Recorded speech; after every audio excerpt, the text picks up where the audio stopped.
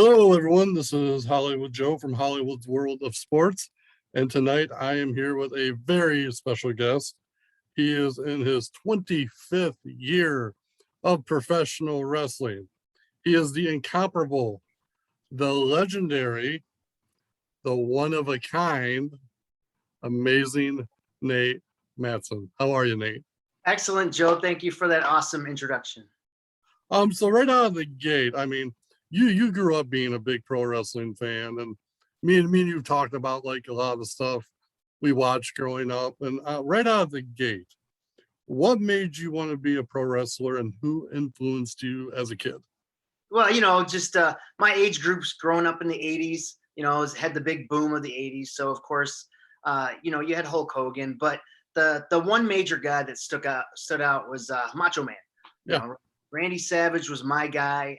When the Mega Powers eventually exploded, I was a Macho Man dude. So, other than that, Roddy Piper. But the main thing was Macho Man because I was reading it was like a bio in a magazine, and it talked about how Macho Man was a little bit like a review of his career. And when he started out, he worked for the Sheik in big time wrestling. And then later on, he started his career at 175 pounds.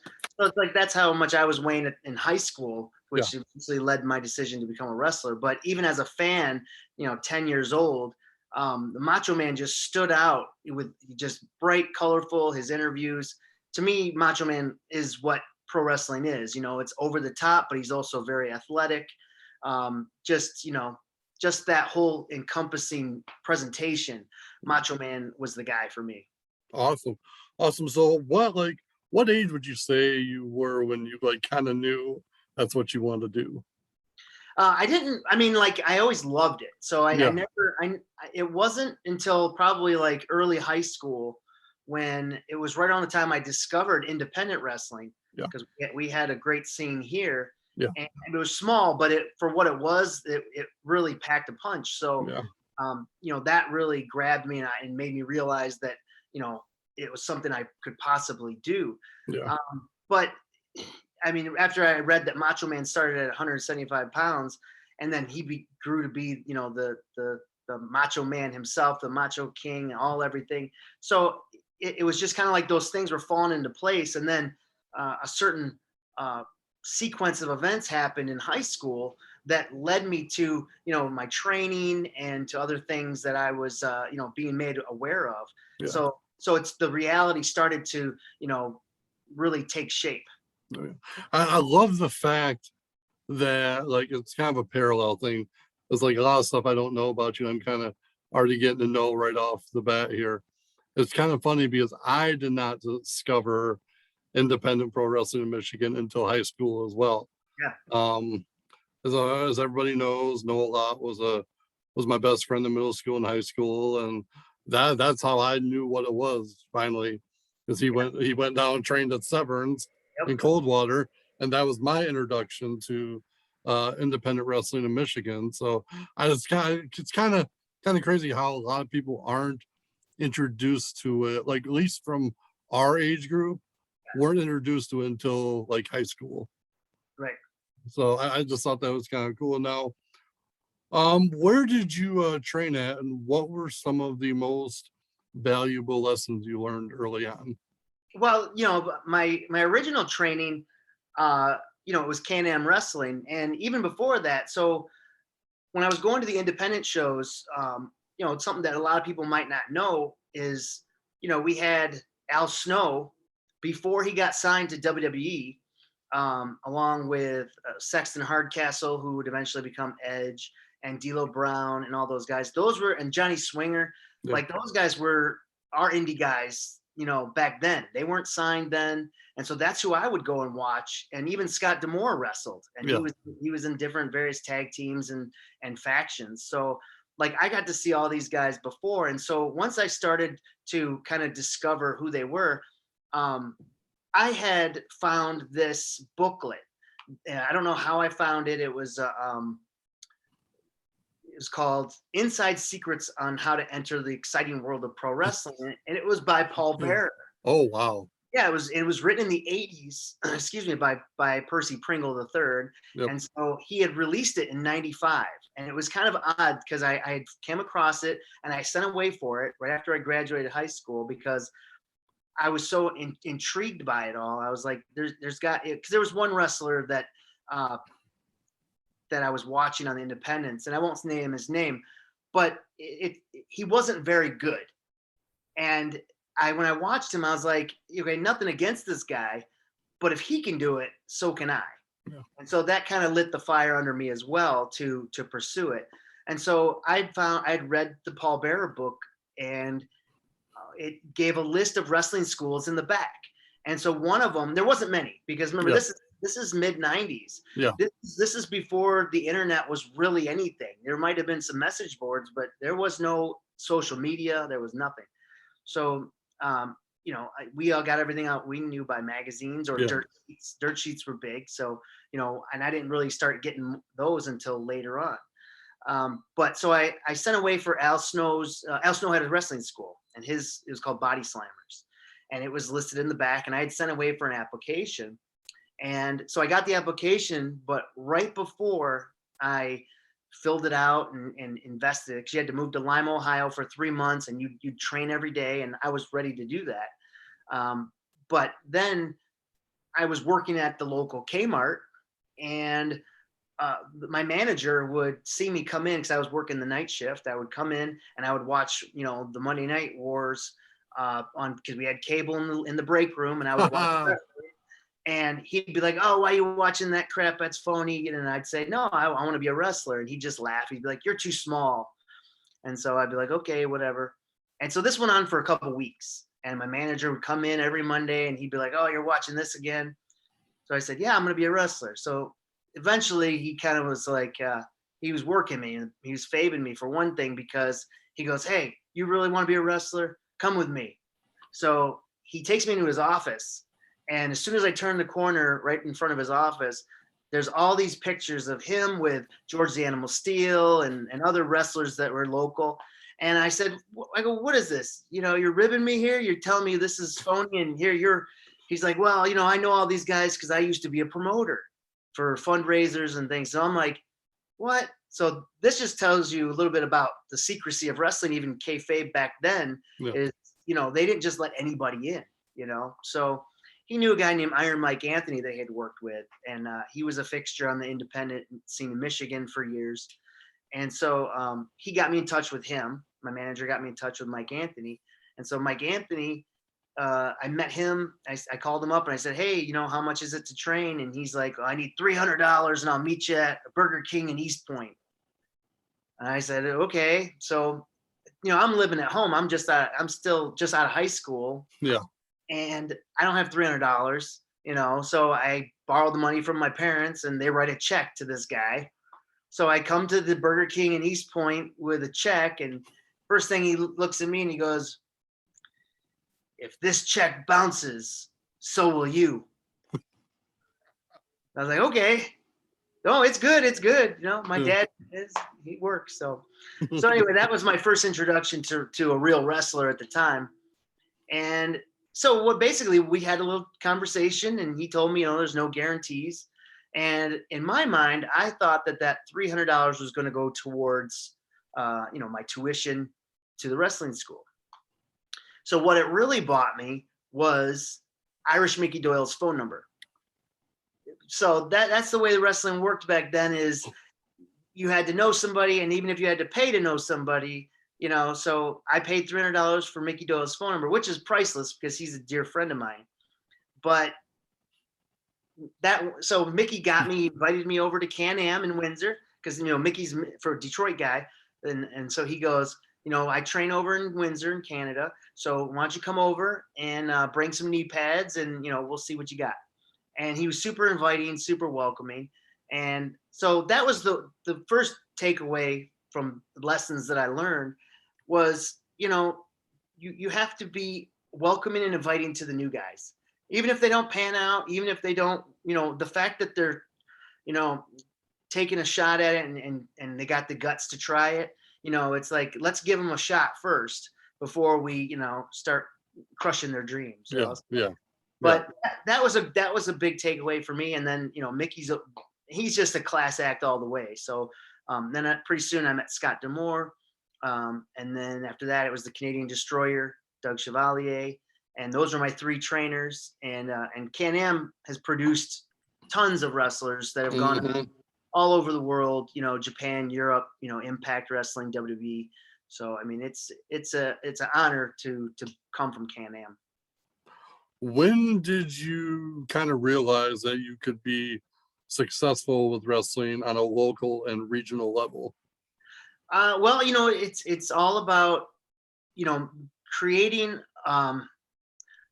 that relationship with promoters and the veterans, because those are the guys that are going to help you the most. The promoters are going to give you opportunity, and that's all they can give you.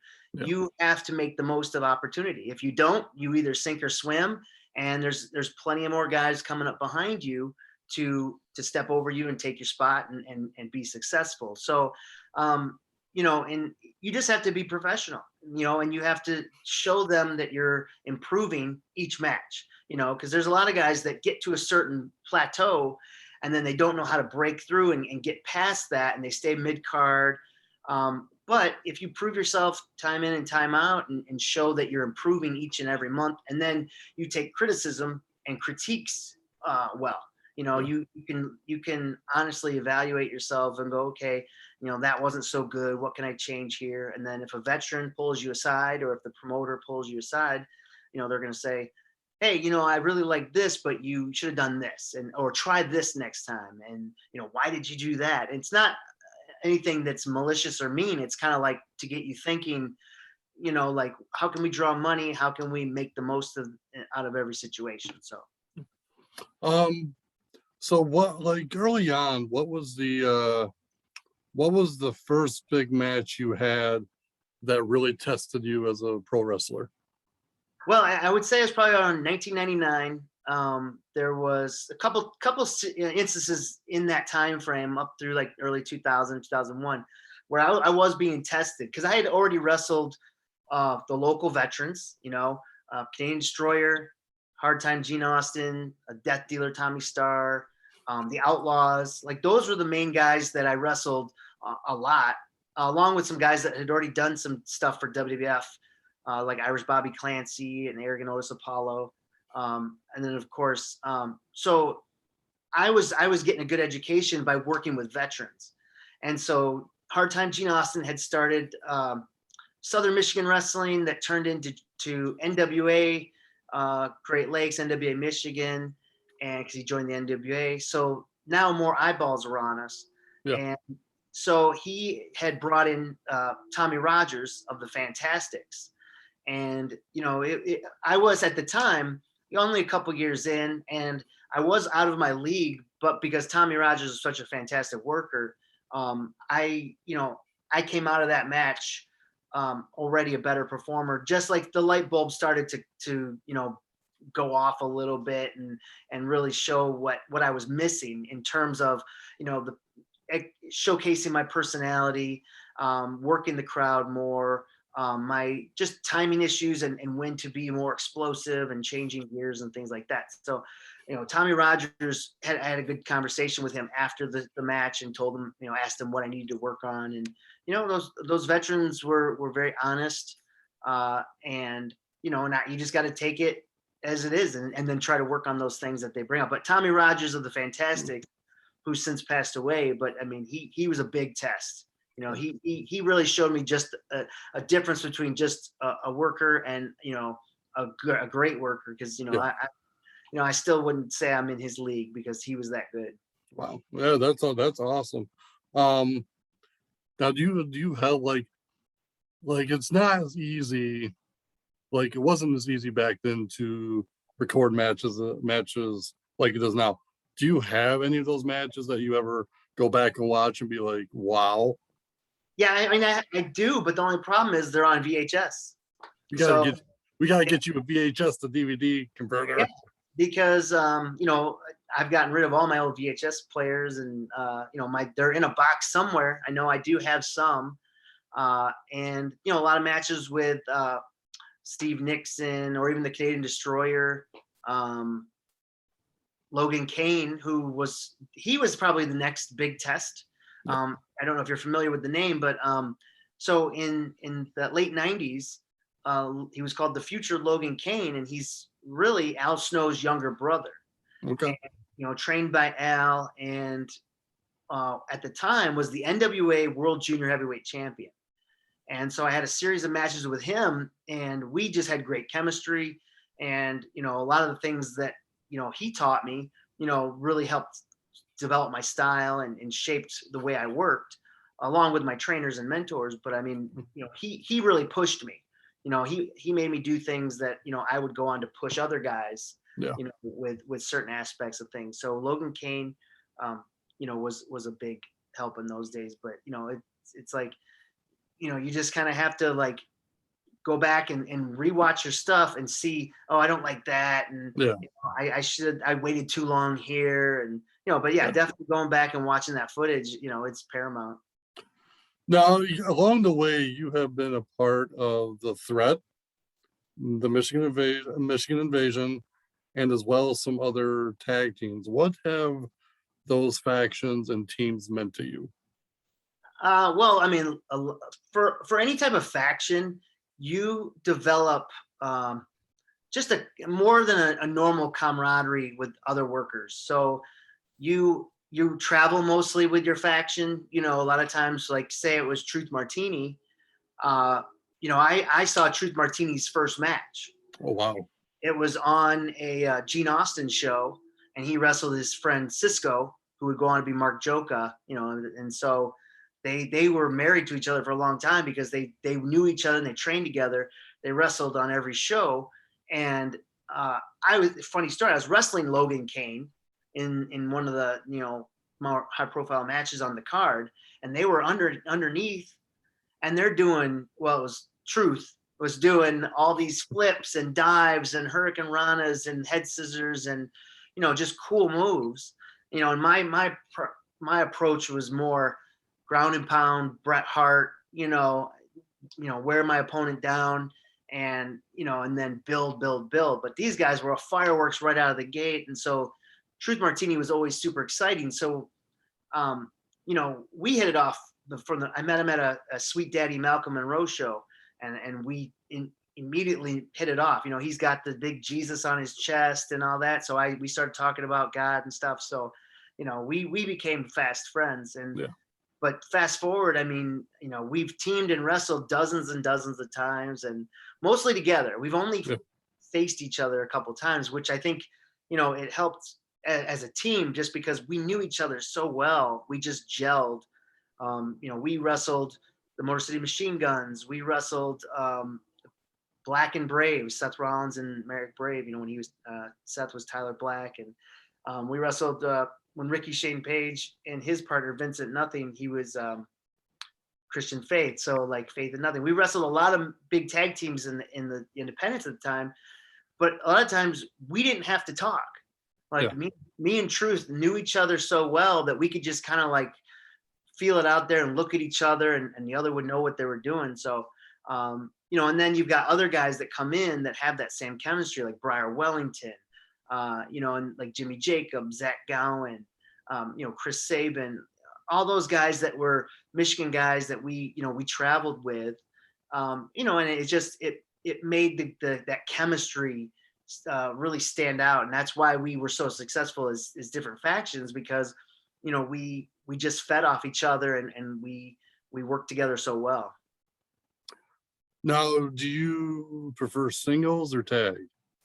I mean, I love tag team wrestling. It's fun. And you get a little breather, but it doesn't mean you're not working the whole time. Like with tag team wrestling, there's so many, moving parts and different elements, and there's a lot more excitement that can go on. In the singles match, that's my preference, because I'm, whatever the scenario, there's not a lot of times where I am the less experienced guy, unless it's with was with Tommy Rogers or whatever. But nowadays, I kind of am driving the bus. So, I can do whatever I feel is going to take the people on a ride. I try to put the people, in a place where we can dip and do and go over here and go over there and okay, let's go over here now. And so singles I have more control over it. But that's not to say I don't, I love tag team wrestling. So it depends on the chemistry of the partner and, and your opponent. So it really depends on the situation, but I'm definitely I love singles wrestling. Yeah. So it's funny. It's funny you bring up tags because one of my favorite matches that I've seen live on the independent scene was a tag match that actually involved you. Okay. It was down in Coldwater, Price of Glory, and you had teamed with Jack Thriller. And for some reason, I just like when I saw you two together, I'm like, man, two freaking awesome veterans who I don't ever really think cross paths with each other that I knew of, and they're teaming together. And I'm like, wow. Yeah, I love Jack, and we haven't really worked that much together. I had a good run at Price of Glory in the early days. Yeah. I had done stuff with Josh Raymond when he was Josh Abercrombie, Jimmy Jacobs, and Dan Severn. I had a couple matches with Dan Severn there, and they were really good. They were well received. But I knew you had the homegrown guys, which was Jack Thriller, you had Johnny Dynamo, you had CJ Otis. So they had that. Price of Glory was funny because it was kind of like Michigan's All Japan. Like they had all like a Japanese style, and Dan Severn, of course, had the shoot style. So yeah. They had their own little niche promotion there, and they pushed guys like Noah Lott and people like that. So. I enjoyed my time there, but then I know years later, then I got the call to come team with Jack, and we had done some stuff in Toledo, and then even in Pro Wrestling All Stars, where I'd worked with Jack a little bit, and we always gelled really well. Yeah. So he's very cool and very easy to work with, and that's what you want. You want somebody that you can just go out there, entertain the people, and have a great match and not have to really worry about if your partner or your opponent is going to hold up their end of the bargain. So now singles wise, now that I'm thinking about it, my favorite singles match I saw you live in, it was in Grand Rapids when CWM was still running. Okay. And you took on Too Tough Tommy Titus. And I remember it was for the CWM championship. And I remember that turned out into a full-out brawl in the balcony where I was commentating. And I remember it just got so crazy. All of our audio equipment got unplugged, and video went, I think the video went off air, which actually made for a really cool special effect. Yeah. I just remember that match, and I'm like, oh my gosh, Nate is just so no pun intended, amazing, And so from a fan perspective, the singles match and the tag match I've seen live really stood out for me from a fan perspective. So in terms of I don't know, gimmick matches, is there any type of gimmick match that you like working? Oh man, I do like certain ones. I've been in everything. I've been in dog collar match, I've been in steel cage match, tables match, ladder match, 6 ways and all the other crap. Even 3 ways are gimmick matches. So, it's I like Iron Man matches. I've done a number of those where you just have 30 minutes. See, one of the jokes running in Michigan is don't give me a microphone because I'm going to talk for a while, and if you put me in the ring and you give me a certain time, odds are I'm going to go over my time. So I apologize to every promoter and that had to follow me. It's not intentional. What it is I just get caught up, and the people are rocking, and we've got a story to tell, and there's certain things that you can't take out. But when I have an allotted time of 30 minutes, if you give me 20 minutes, that's perfect. If you give me 15, that's fine. That's great. But man, if a promoter gives me 30 minutes, that's a lot of time to fill. And it's a lot of time that you have to keep the fans entertained. And so it takes a lot of different, where can you take the people? What can we do here without boring them or putting them to sleep or having them get up and go to the concession stand. So that's the challenge that I like is, when you compare it to like a ladder match, a table match, or any type of more physical match, those you're taking more bumps and there's more risk of injury. But it's like if you do a 30-minute Ironman match, now it's like, okay, now we have to creatively come up with ways to take up this time and work body parts and tell stories and get the people invested in it. So at the end, when the 1, 2, 3 happens and they lose their minds, Yeah. then we know that we did our job. So that's the challenge that I like is a good Ironman match or something that goes a little bit longer. Now, over the last 25 years, you have wrestled, I mean, so many places, but some of the key places that I've caught you in, just either in person or, through the news or videos, you've wrestled in Evolve, Impact Wrestling. Prior to that was NWA-TNA, Ring of Honor, and WWE. And don't have to go into details on this if you don't want to. Were you ever offered anything beyond the matches that you had with those companies? Well, I mean, I was always offered times back. Like I've done Impact several times. A lot of times they knew my situation. So like, when you're an independent wrestler, a lot of times you have full-time jobs and you have families and you have things like that. So like what would happen is they would keep me on file and I would stay in touch with them. And if there was something that they needed from somebody, then I would be one of the first people that they would call. They would reach out to me. If I was available, I'd do it. If I wasn't available, they had no hard feelings. We could always come back to it. So my number one rule is don't burn any bridges. Yeah.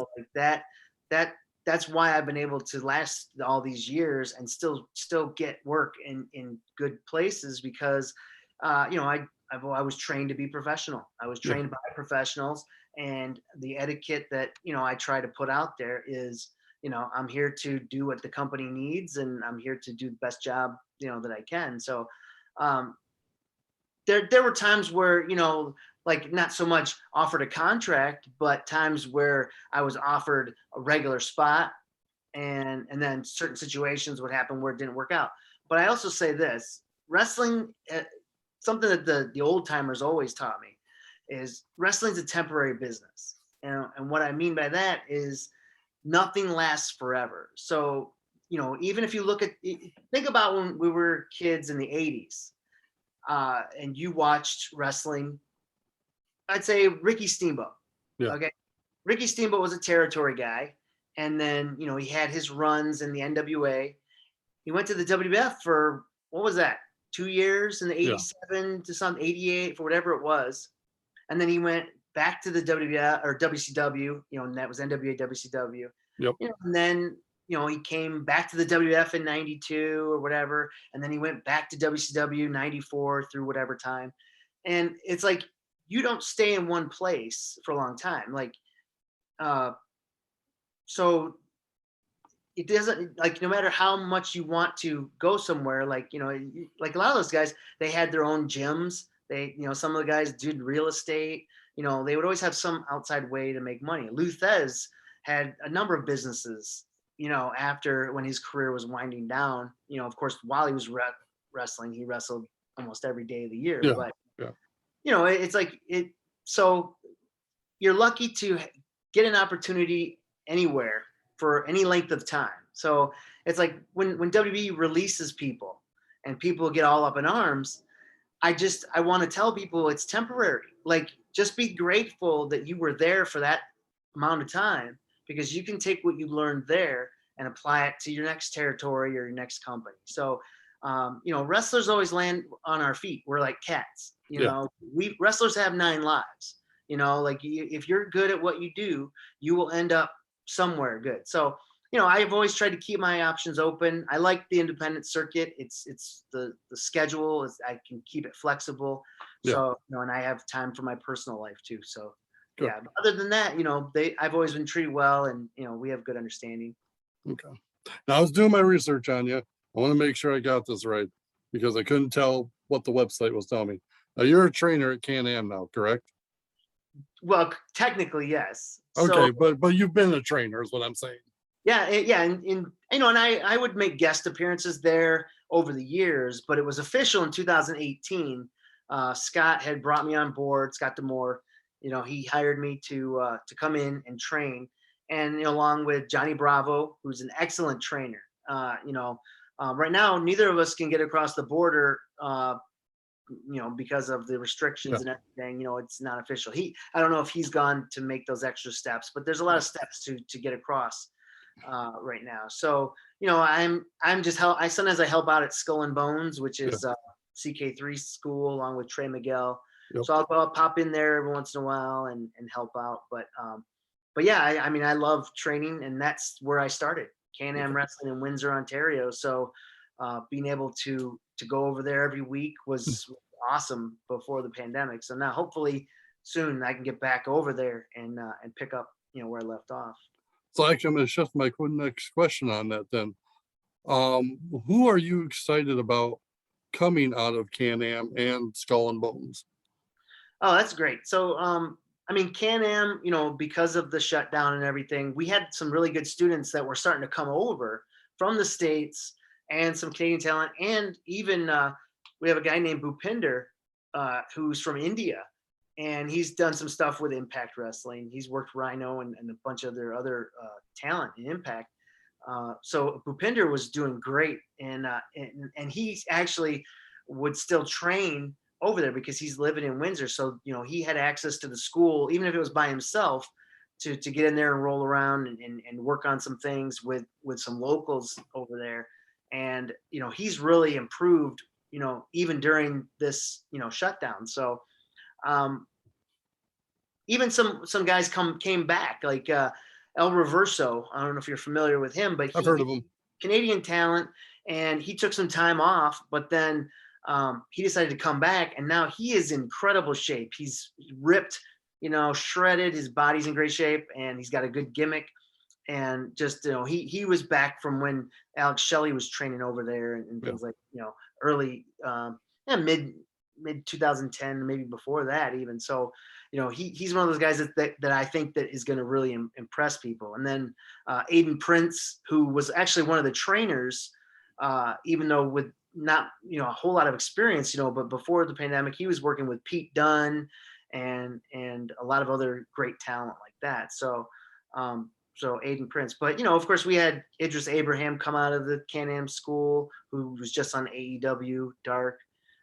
We have, you know, Jackson Stone, who trained in Ohio, but then he was starting to come to Can-Am, and then that helped open doors for a lot of these guys to get into Impact Wrestling because Jackson Stone won the Gut Check Challenge. Yep. So, and I was there for that while they were filming, and he was very impressive and did a great job. So, you know, we've got a lot of guys that have come through Can-Am that maybe not have started there, but they polish up, and, you know, we kind of fine tune things so, you know, they can take that out into, you know, other territories. So what wrestlers from Michigan could you see making it to one of the mainstream promotions? well, I mean, we've got a lot of great.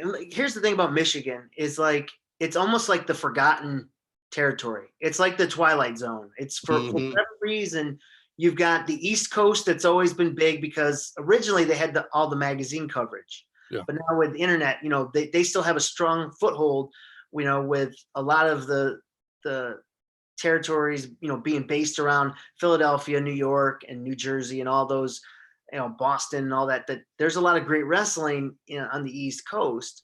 So, and they get a lot of attention. And then down south, of course, you know, you've got a lot of great promotions down south. Florida has a lot of promotions, especially with the big companies being based out of Florida. So, you know, even Chicago has a great scene. You know, California has, I would say California has about the same scene as we do, but they get more press, probably because it's California and it's sunny and beautiful there. I don't know.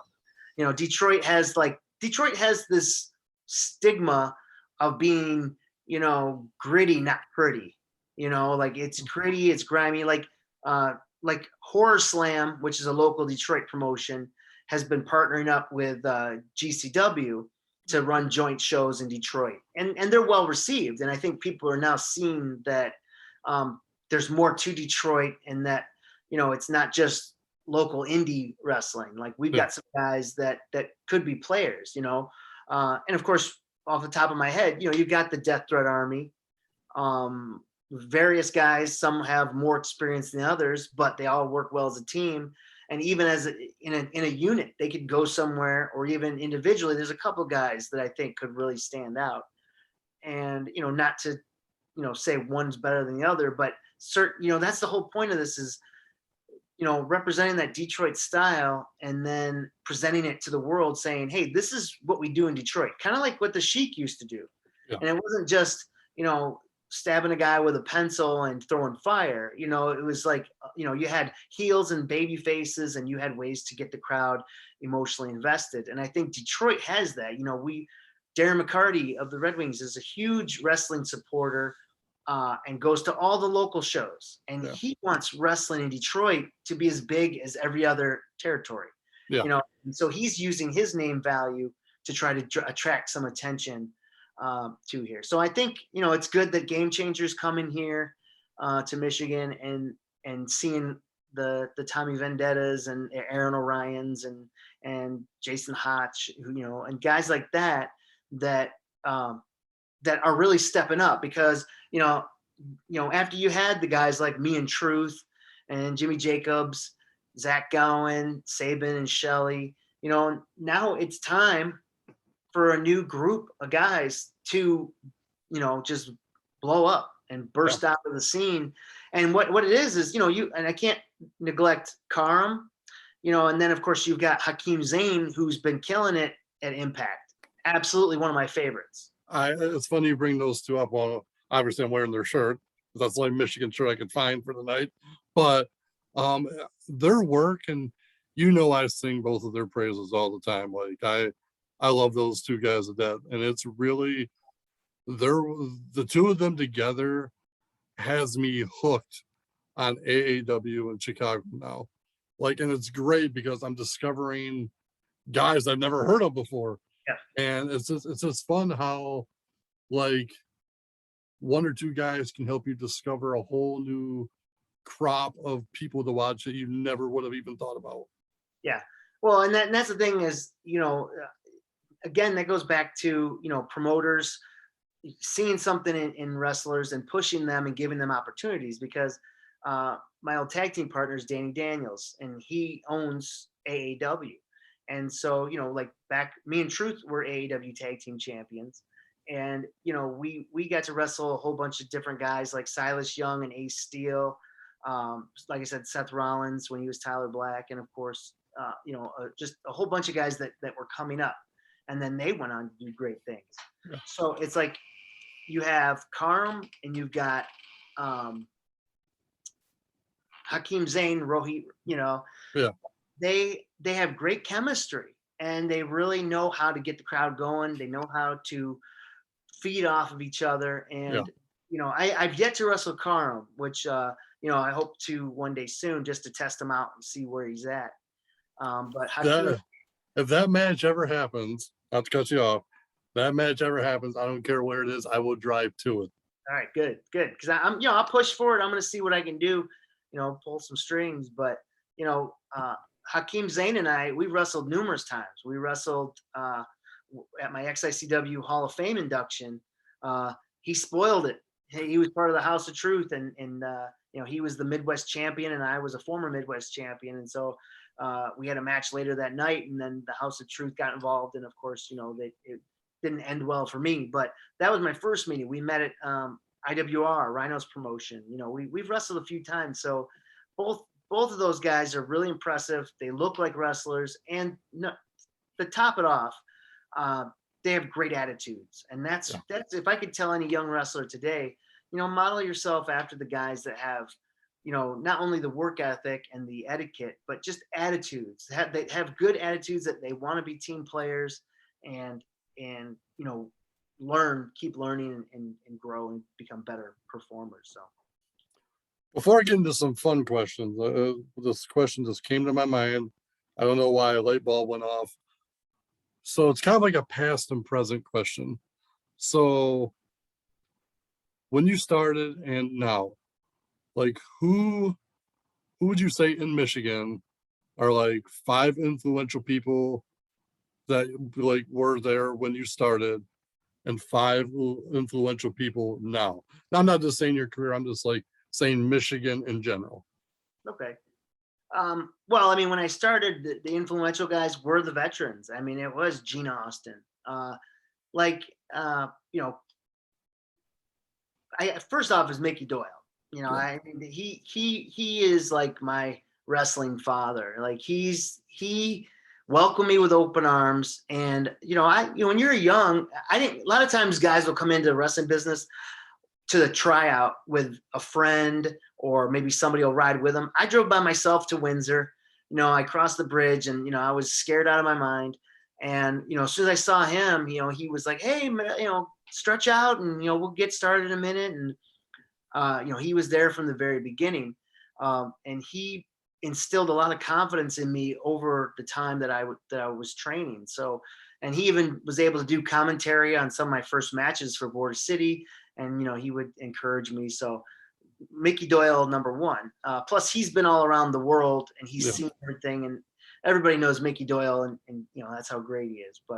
And then of course, Scott D'Amore was a very tough coach. He expected excellence. If you were going to come out of Can-Am, and if he was going to send you out as a representative, and you told people that you trained at Scott D'Amore's Can-Am Wrestling, you'd better know what you're doing, or at least be on your way to have showing people your potential, because he didn't clear you unless he thought you were ready. And I remember being in his office several times, and he would say, you're not ready yet. And then I remember when finally I got he call into his office, and he said, "Hey, you're ready. You know what?" And he gave me a list of phone numbers to promoters, and he said, "There you go." So Scott definitely, taught me the professional side, and really inspired me. And he was doing stuff on WWF and WCW. I could be training, and then he would also be doing tours of Germany. So I mean, like, he would come back, and I'd be like, okay, I picked the right school, because this guy's out there, he's doing it, and he's got all the connections. So, and then the Outlaws, you had Dave St. Ange, you had Woody Lee, you had Bobby Lee. So the Outlaws were big influencers. The Canadian Destroyer, Doug Chevalier, who taught me how to wrestle. If it wasn't for Doug Chevalier, he taught me. He was a shooter. Yeah. And he would tie me in a pretzel, and he'd stretch my arm over my head and my leg behind my back, and he'd be like, "Okay, how do you get out of this?" And I'd be like, "I can't." And he'd be like, "No, think about it. How do you get out of this?" And he would make me think what were the counters were. And then once I started going with it, he would then kind of show me exactly where to do stuff. So, that was the kind of training I needed, because it was so hands-on and it was real. It was, he taught me how to be a wrestler. So, so those are the original guys, Outlaws. Gene Austin, of course, gave me my first big opportunity, and then, Scott and Doug Chevalier. So, but then later on, I would say the 5 guys now, one guy that was, I mean, even though it's been probably 20 years since, we started the whole thing, but like, Josh Movado, big inspiration in many ways, because he started the IWR for a place that was very alternative to what was the normal landscape. Like, you got to remember back then, you had Malcolm Monroe, Sweet Daddy, Malcolm Sr., DBA's dad, and he ran Detroit, and and then finally he kind of got away from promoting, and AT Huck took over, and so they still did a lot of the old school ways. And I had good connections with Huck, but the Bumpin' Uglies, they were a rock and wrestling band.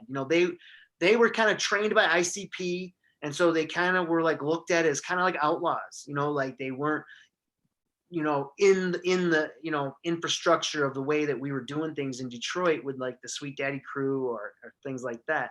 And I was kind of like NWA Michigan guy trying to get into Detroit, and then the Bumpin' Uglies were doing their own thing. So but then Josh Movado just had a vision, and him and his Yeah. brother too. I'm not going to say just Josh. It was Bubba McKenzie. They were the Bumpin' Uglies, and Yeah. they had a vision to change Detroit wrestling, to make it more, modern. And they Yeah. brought in punk rock, and they brought in wrestlers from all over the country. It wasn't just local guys. And I'm not saying that Huck or Sweet Daddy didn't do that, because they obviously did, but it was a fresh change.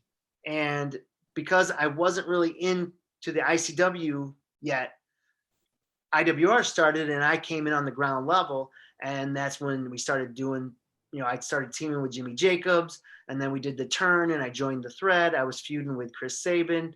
And then, you mix everybody in it, and then you have AJ Styles, and it just blew up. And then we started doing Revolucha, and Yep. all of a sudden you've got all the Mexican luchadors coming in. So it was a great opportunity for me to have Josh Movado not only as a friend, but somebody that looked out for me and made sure, the Threat's still going, and that was a Josh Movado creation. So Yeah. So Josh was big. And then other inspirations, it'd just be like a lot of my friends, Orlando Christopher was a big inspiration, just because I saw a lot of myself in him as he was coming up, because, he was kind of like a skinny kid, but then he soaked up all the knowledge like a sponge. Like, he wanted to know different styles. He wanted to know how to wrestle. He wanted to, be on the top of the card and move up. And so he started like changing his look and traveling more. And we'd go on car rides, and we did one trip to Chicago, 5 hours one way, 5 hours back. We talked wrestling for 10 hours. Yeah. And that's how we bonded. And then plus beating the crap out of each other and for numerous times over the Yeah. years. So like I said, there's that bond when you work with somebody. Yeah. Briar Wellington, look at how he reinvents himself every few years, to stay relevant. And now Horror Slam is competing with GCW. So, there's a lot of people that I really admire, who are trying to take wrestling in this part to different levels. And also, again, CK3, who was later Crimson in Dead Wrestling Society, he has Skull and Bones. Yeah. And, he's partnering with Trey Miguel and Benjamin Boone and Brian Castle. And, they're trying to create a place where Toledo area, which, it's not far from Michigan, where it's, there was nothing happening for a long time. Like, there was a couple of local promotions, but they weren't making any buzz. So now, with Trey Miguel, who's the Impact X Division champion and things like that, and Sam Beal, who's a product of Skull and Bones, he's making a name for himself in Impact. So, it's like the people that I was with for so many years, they still love wrestling, have a passion for it, and want to give back. And so that's who I really admire and respect, because the guys that stick with it and really want to make the scene better. Yeah. And it's funny you bring up like places, like certain cities or areas that things weren't happening in. For me as a fan, like, I have been rejuvenated because pro wrestling is back in Grand Rapids on a regular basis. I cannot be more thankful and grateful to Josh Raymond and the people he works with to bringing pro wrestling back to Grand Rapids and Kalamazoo and places close by, because for like up until the last couple of years, if you wanted to go see a pro wrestling show in Michigan and you lived in like the Grand Rapids area, you had to drive 2 or 3 hours to get to one. Yeah. And so like I really kind of like understand what you're saying about how certain areas there was nothing happening in, and now like there's starting to be a buzz. Yep. Yeah, and there's a name right there who's one of my favorite opponents, Josh Raymond. Mm-hmm. We've had some killer matches all over. I've wrestled him at AEW. I wrestled him all over Michigan. He's just one of those talents that he gets it, and he's proven it. He's a proven commodity. Like he's done stuff. He was with Ring of Honor. He was Wrestling Society X. Like, I mean, he has paid his dues, and I mean, he's well respected in business, and everybody knows who Josh Raymond is. That's what I love about wrestling is there's 1,000 wrestlers or more just in the United States, but the guys that have shaped a lot of these guys, you know, into like their thoughts and how they go about wrestling. Josh Raymond's one of those guys. He was always an innovator, and he was always, you know, thinking outside the box. But in that regard, also paying homage to history. So like he didn't like go so far overboard that it wasn't believable or didn't make sense. He just tried different. He threw stuff out there, and if it stuck, it stuck, and if it didn't, it didn't. So, but he has a good track record of you know, always just performing to a high level. I want to ask you some fun questions, because we've talked about this a little bit on Twitter in the past and just through various like text messages. What are some of your favorite matches that you like to watch the most, like out of the mainstream promotions? And they can be past or present. I mean, you know, I've got my favorite wrestlers that I'll watch. So, but a lot of the times it's my friends. So I always keep track of Chris Sabin. He, you know, and I'm not tooting my own horn or anything, because, you know, he's so high above almost everybody. He's head and shoulders above a lot of people. He does subtle things that a lot of people don't even pick up on, you know, like I met Chris Sabin when he was about 18 years old. He came to our wrestling school in the NWA, and after applying to several schools, we were the only one that reached out to him when he was just a young man coming out of high school, still working at Subway. And so, you know, we started working with him, and me and him hit it off right away. So, you know, for the first part of his career, like I kind of like trained him, and then I took him over to Can-Am to where Scott could help him out. And then Joe Legend and guys like that, you know, really took him to another level. But I watch his stuff now.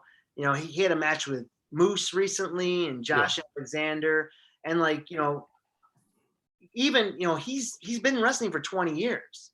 You know, he is a bona fide veteran, not only of the X division, but, you know, he's a former Impact World Champion, winning the title from Bully Ray. And, you know, he's done a lot. He's wrestled all over the world.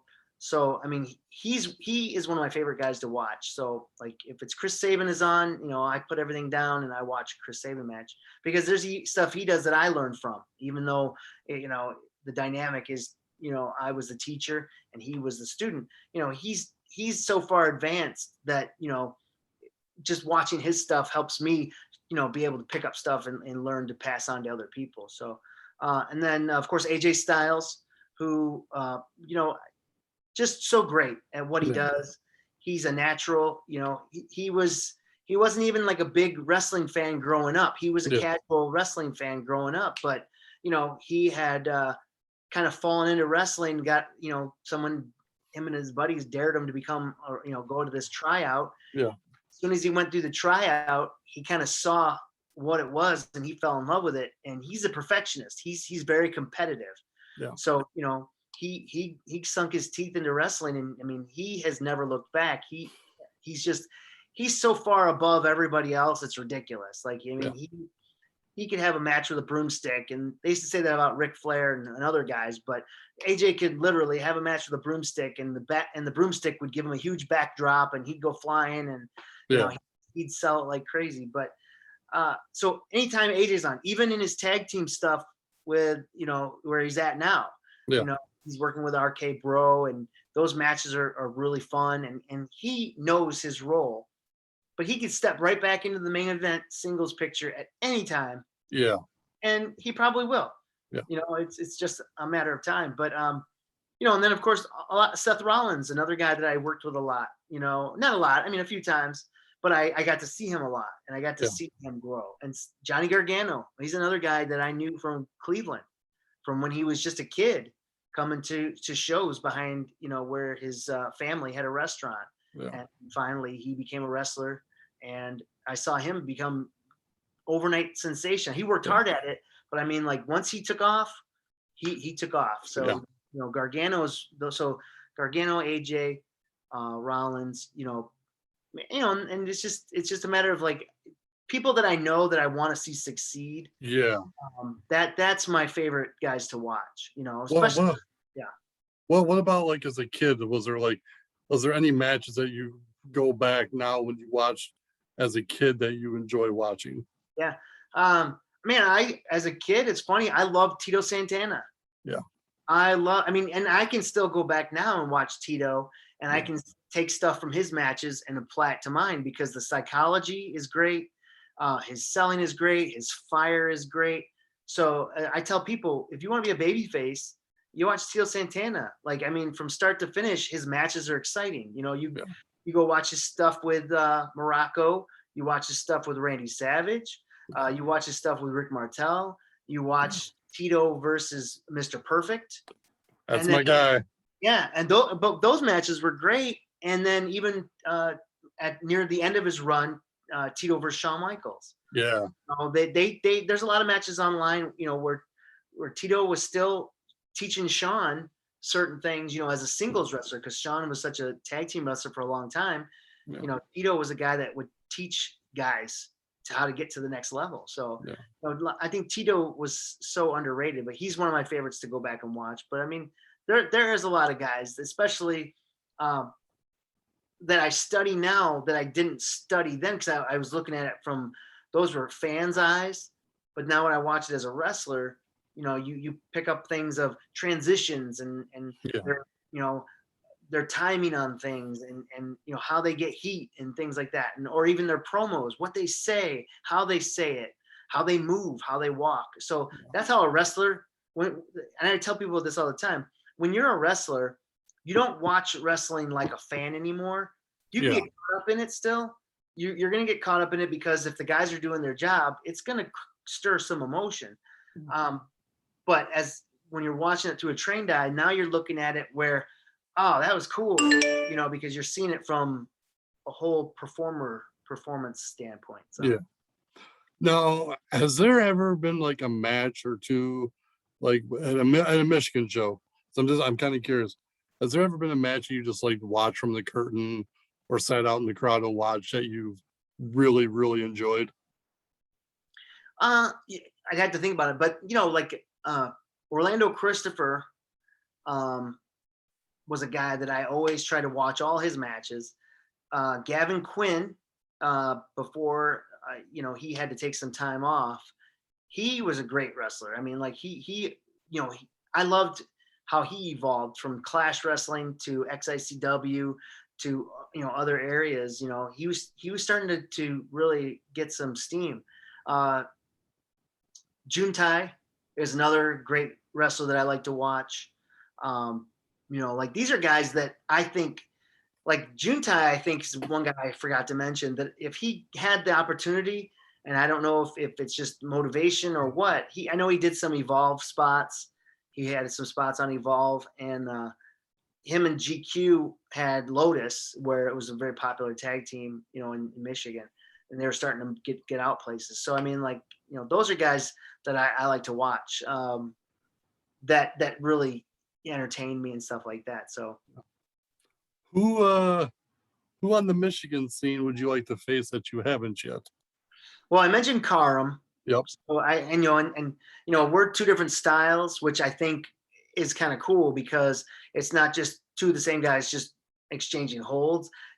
I'd have to come in with a different approach. Karam's this big, jacked up dude, and even though he's inexperienced, he still has a lot of strong points. He's got his size, he's got his strength. He is pretty agile for a big man.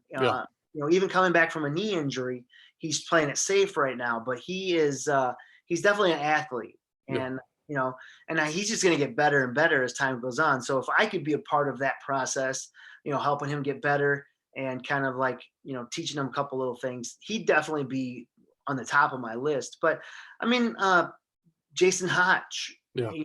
He's a guy. I've wrestled Alex Weir a couple times. I've wrestled Aaron Orion a couple times. I've never wrestled Tommy Vendetta. So that could be a possibility in the future, he has a lot of potential that I Yeah. see. And I think a lot of people see it too, of course, he's starting to get his name out there. So there's a few guys. I wrestled Isaiah Bronner.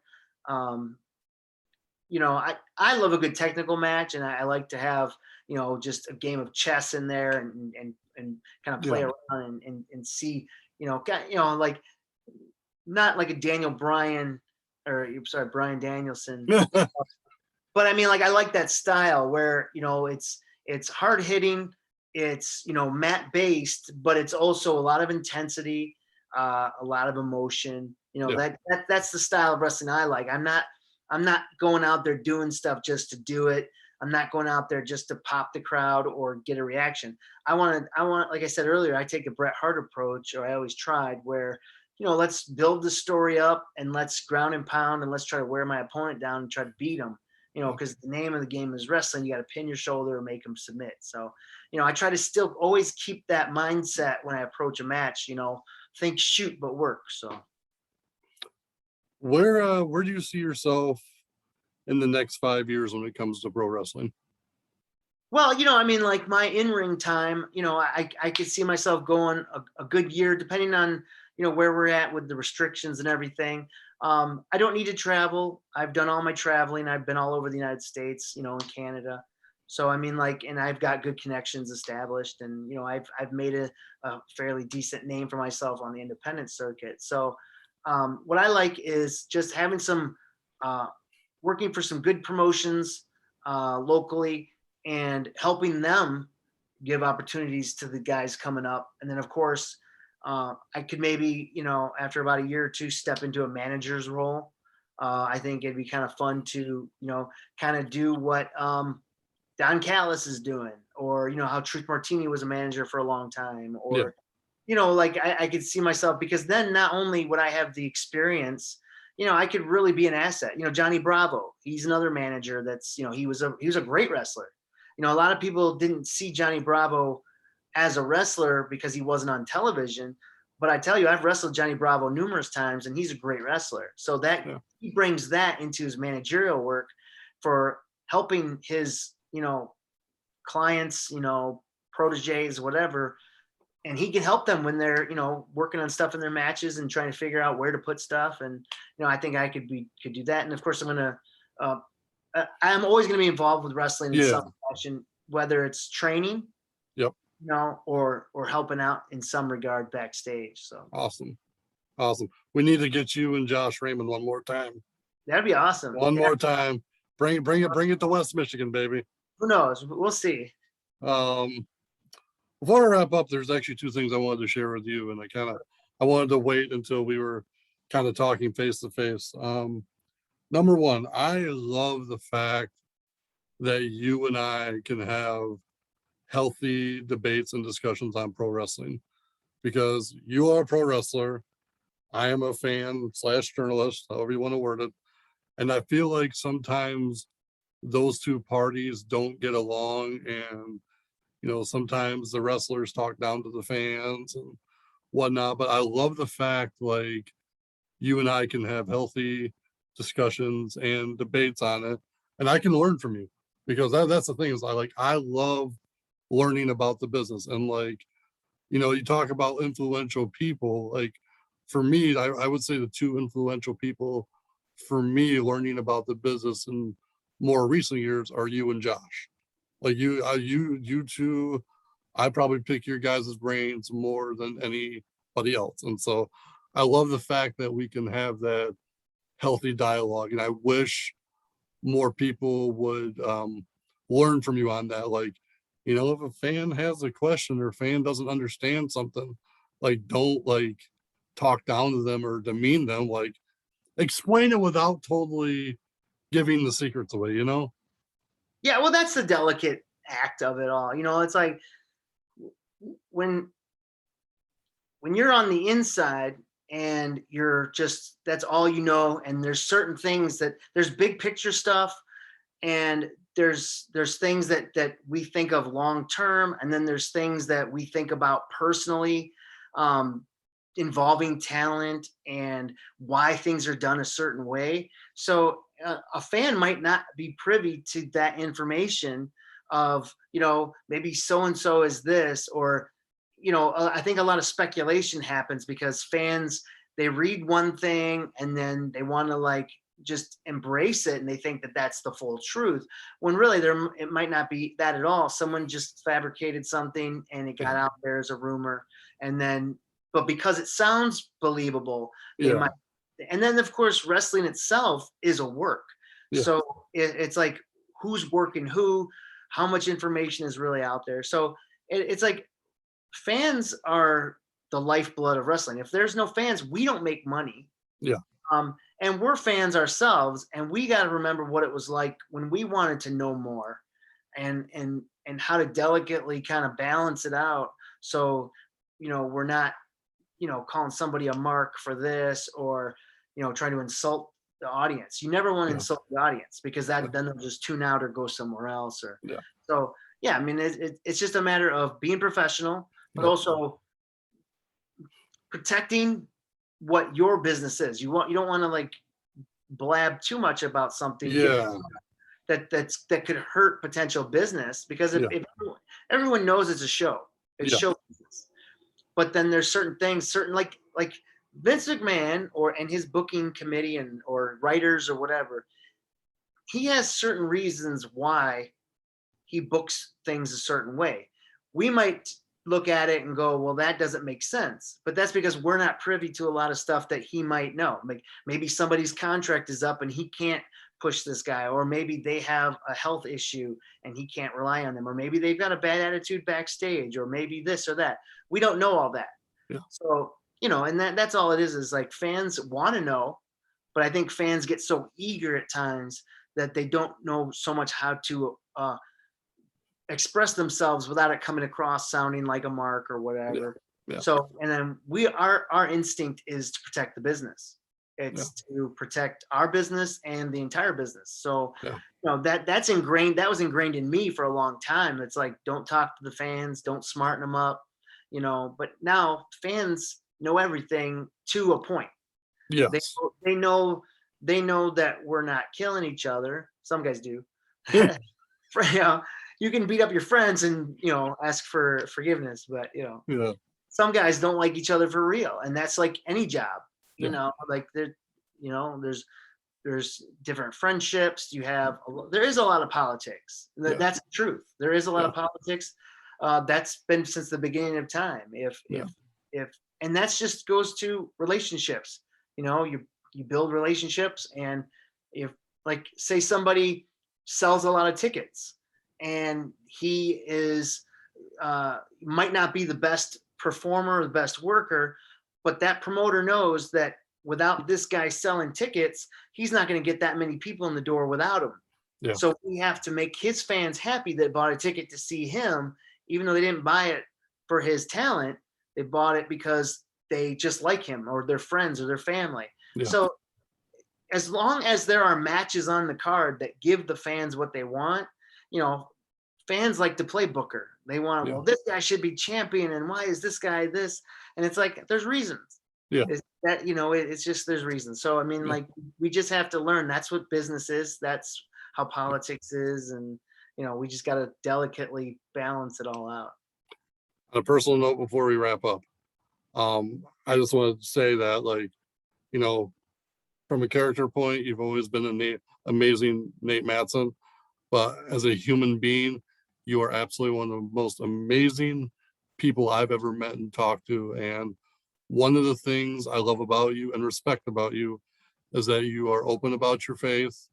You don't hide it in the industry that you're in, because there are a lot of people that do, because that's also a stigma type thing. And I love that about you. And I love that you can be approached by somebody and talk about it with people. And like, honestly, man, that is something that's like always really drawn me to you, not just as a wrestler, but as a person. And so on a personal level, thank you for being you and not hiding, what your beliefs are and how you feel about certain things. Well, thank you. It's like, I mean, I can't deny it. It's like, with God is everything. He's given me more than I deserve, and I'm blessed because not just to be in wrestling, but I have a good family life here, and I have everything I need, and wrestling is the cherry on top that allows me to have fun and interact with people and fans, and then I love wrestling just like you love wrestling, like that's why it's so cool is like people that are passionate about it, they can connect that way, and then but then like that's just it. Now we can talk about deeper things. Wrestling might be the icebreaker, but then we each have things going on in our personal lives, and we can say, hey man, I'm praying for you, and like what's going on, and that's what life's about. I mean, wrestling's about, and having like an emotional connection, but like real life stuff is deeper, and it's just it's cool to be able to play those roles and to be Amazing Nate, and most of the time I'm the bad guy just because that's me throwing everything out there, like I get crazy for a little bit, but it's a beautiful thing that we can come together and share all these things, and that's cool about it. So it's a great way to express ourselves. What social media platforms are you on for fans to find you? Yeah. I mean, I'm on Twitter at Amazing Nate. So Nate is my tattoo there, the letter N, the number 8. So it drives me nuts when people say N8. So it's Nate. I used to do it when I first heard of you. I did it, and Yeah. it's like and it's like Karam's name. I've heard so many people butcher it, and I'm like, oh my god, if he could hear somebody, he'd probably strangle them. Yeah, I mean, I had to ask too. I'm like, is it Karam? But Karam. So, but yeah, and I was a skateboarder growing up, and every once in a while I still skateboard. So there was that old game called Skate or Die. Yeah, it was SK8. So, I was young, and I was like, and that was my first tattoo, and I was like, I'm gonna spell it Nate, and it just stuck, and that's how everybody, when they text me, Nate, when it's written on my pay envelope, Nate, when it's on the board, Nate. So, my social media, Amazing Nate. And that's same thing with Facebook. I have my, the Facebook like page, Amazing N8 Mattson. And you're on YouTube, correct? Still YouTube, Nate Mattson or Amazing Nate. It's one of the two. Okay. And same with Instagram. Okay, awesome. So, Nate, I want to thank you so much for taking the time out tonight. I know we went over an hour. I wasn't actually.